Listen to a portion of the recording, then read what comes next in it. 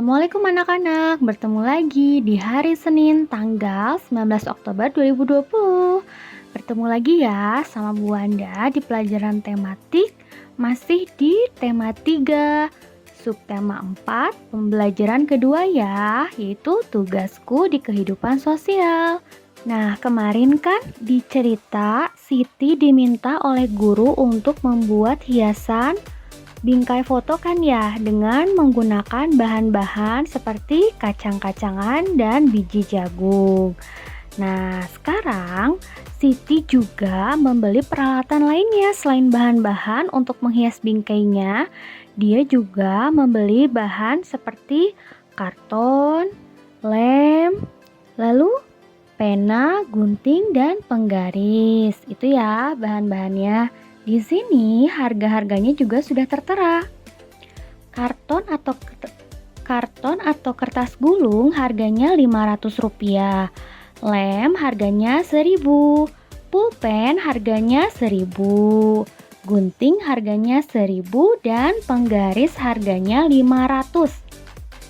Nah, kira-kira berapa harga kelima barang tersebut? Yuk kita hitung sama-sama bersama ibu ya. Pena harganya Rp1.000, gunting harganya Rp1.000. Maka kalau kita totalkan 1.000 ditambah 1.000, Rp2.000 ya. Lalu penggaris harganya Rp500. 2.000 kita tambahkan dengan Rp500. Berapa hasilnya? Hasilnya adalah 2.500 ya. Penjumlahannya seperti ini. Karena 2.000 itu adalah angka ribuan sehingga nolnya ada 3 ya. Dan 500 itu adalah angka ratusan sehingga nolnya ada 2. Maka kita tempatkan seperti ini. 0 ditambah 0 sama dengan 0. 0 ditambah 0 sama dengan 0. 0 ditambah 5 sama dengan 5 ya. 0 ditambah 5 sama dengan 5. Lalu, nah angka 2-nya kita langsung turunkan karena di sini tidak ada temannya ya. Kita turunkan sehingga harganya 2.500. Selanjutnya Siti membeli lem. Lem harganya Rp1.000. 2.500 kita tambahkan Rp1.000. Berapa? Nah, 0 ditambah 0, 0. 0 ditambah 0, 0. 5 ditambah 0, 5 ya. Nah, 2 ditambah 1 sama dengan 3. Jadi hasilnya adalah 3.500. Setelah kita tambahkan dengan lem, yang terakhir Siti membeli kertas gulung atau karton ya seharga Rp500. Kita tambahkan 3.500 ditambah 500. Kita tambahkan ya, 0 ditambah 0 sama dengan 0. 0 ditambah 0 sama dengan 0. 5 ditambah 5 sama dengan 10 ya. 10. 0-nya kita taruh di bawah, satunya kita taruh di ribuan ya.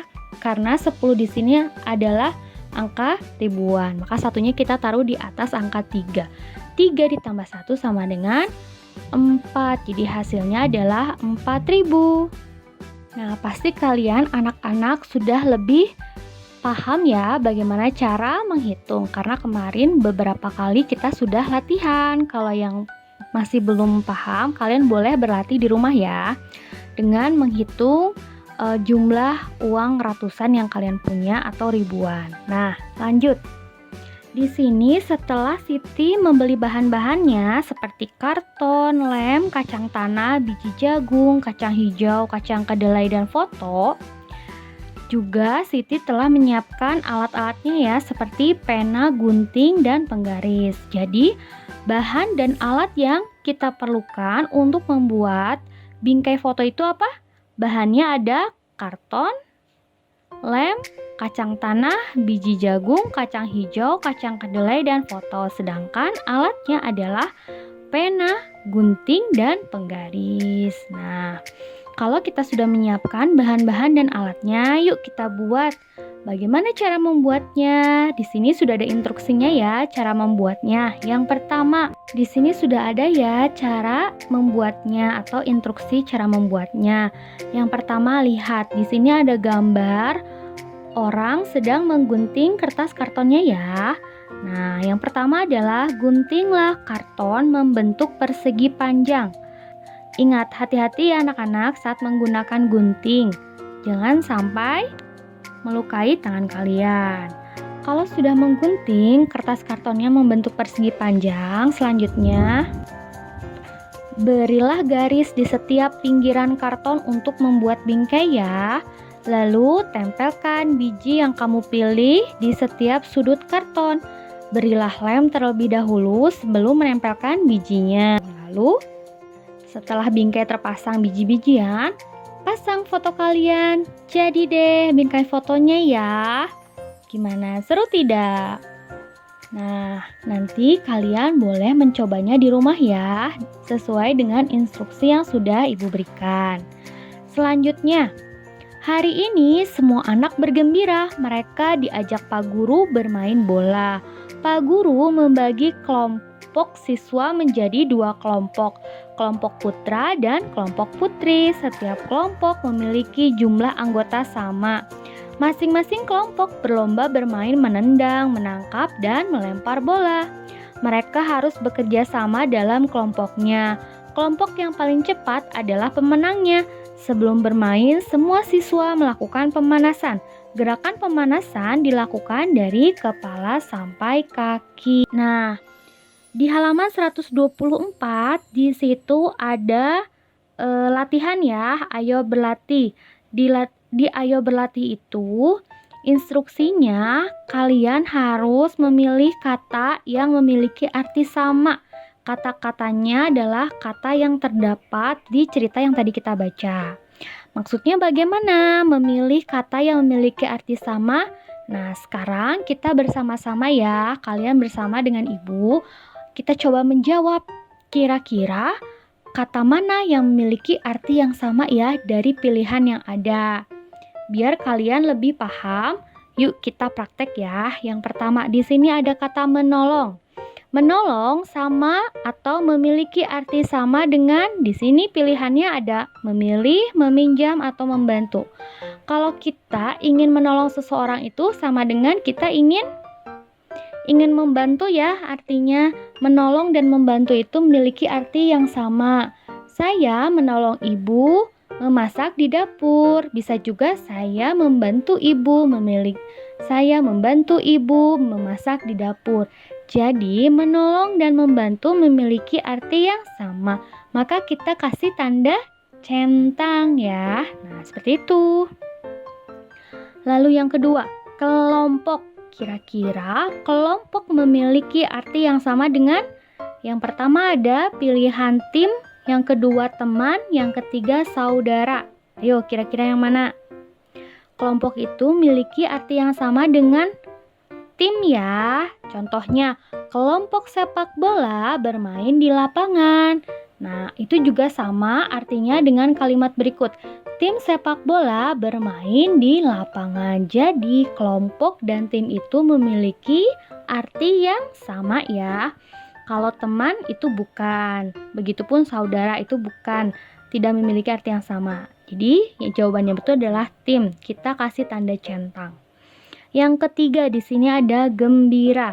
Gembira sama artinya dengan, ayo yang mana? Yang pertama ada tertawa, yang kedua ada senang, dan yang ketiga ada luar biasa. Kira-kira perasaan gembira itu sama artinya dengan perasaan apa? Perasaan senang ya. Ketika kita gembira, artinya kita juga lagi senang kan ya. Saya gembira bermain bersama teman-teman. Sama artinya dengan saya senang bermain dengan teman-teman. Maka gembira itu sama artinya dengan senang. Kayak gitu ya anak-anak. Nah, yang keempat, putra. Kira-kira putra itu sama artinya dengan yang pertama putri, yang kedua anak laki-laki, yang ketiga anak kandung. Ayo, putra yang mana? Putra sama artinya dengan anak laki-laki ya. Putra itu adalah anak laki-laki. Kalau putri itu adalah kebalikan dari kata putra. Jadi kalau putra itu adalah anak laki-laki, putri itu adalah anak perempuan. Jadi kata yang memiliki arti yang sama dengan putra adalah anak laki-laki. Kita kasih tanda centang. Yang kelima, kompak. Nah, kira-kira kompak itu sama artinya dengan yang pertama bahagia, yang kedua sedih, yang ketiga rukun. Kira-kira yang mana? Ya, kompak memiliki arti yang sama dengan rukun. Kalau kita ingin menjaga kekompakan, itu sama artinya kita ingin menjaga kekompakan. Sama artinya dengan kita ingin menjaga kerukunan. Kalau kita kompak artinya kita rukun ya. Jadi kompak sama artinya dengan rukun. Kalian kasih tanda centang. Nah, seperti itu ya cara mencocokkan kata yang memiliki arti sama. Nah, kira-kira apa penyebab suatu kelompok dapat menang? Ayo, apa kira-kira dari cerita yang tadi kita baca? Yang pertama adalah kelompok atau tim bisa menang di perlombaan karena adanya kekompakan, kerjasama yang bagus ya. Kalau kalian saling bekerja sama antar tim dan saling kompak, insya Allah kelompok kalian akan menang kalau mengikuti kejuaraan atau perlombaan apapun. Nah, lalu berikutnya, dari cerita yang tadi kita baca, Pak Guru kan membagi siswa menjadi kelompok putra dan putri ya. Nah, sekarang Ibu akan berikan contoh nih, kelompok putra dan putri di sekolahnya Siti. Kelompok putra yang pertama terdiri dari Udin, Beni, dan Edo ya. Jadi kelompok yang pertama terdiri dari Udin, Beni, dan Edo.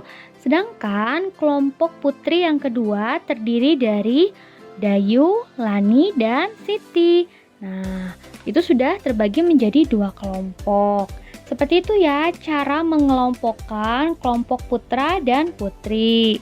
Nah, sekarang Ibu ingin memberikan tugas kepada kalian ya, seberapa kenal kalian dengan teman-teman sekelas kalian.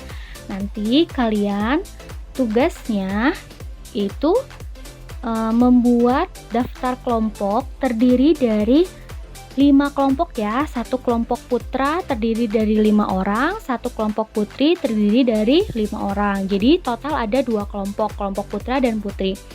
Kalian tulis 5 orang siswa laki-laki yang kalian tahu, kalian tulis siapa aja namanya sebanyak 5 orang, dan kalian juga tulis 5 siswa ke dalam kelompok putri, siapa aja namanya, oke?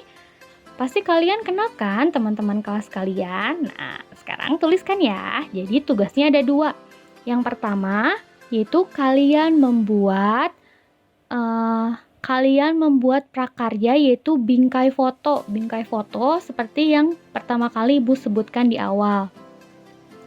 Kalian boleh memakai bahan apa saja yang mudah didapatkan ya. Tidak harus menggunakan kacang-kacangan. Kalau di rumah kalian memiliki barang-barang lainnya juga boleh kalian pakai, dan sekreatif kalian, tidak harus sesuai dengan contoh yang ada di buku. Nah, terus yang kedua, kalian nanti kalau sudah membuat bingkai fotonya, kalian tuliskan ya alat dan bahannya apa saja. Contohnya kalau kalian menghias bingkai fotonya menggunakan, kemarin ada yang menggunakan cangkang kuaci. Nah, kalian tulis ya bahannya cangkang kuaci, atau bisa menggunakan beras merah kayak gitu. Kalian tuliskan bahannya apa saja dan alatnya. Contohnya kalian menggunakan pensil, pulpen, gunting kayak gitu ya. Jadi itu tugas untuk prakarya membuat bingkai foto yang pertama, dan tuliskan bahan dan alatnya. Untuk deadline-nya pembuatan bingkai foto, Ibu beri waktu selama 3 hari ya. Jadi tugasnya boleh dikumpulkan hari Rabu. Nah, sedangkan untuk tugas yang kedua yaitu kalian mengelompokkan 2 kelompok putra dan putri, di mana satu kelompoknya terdiri dari 5 orang ya.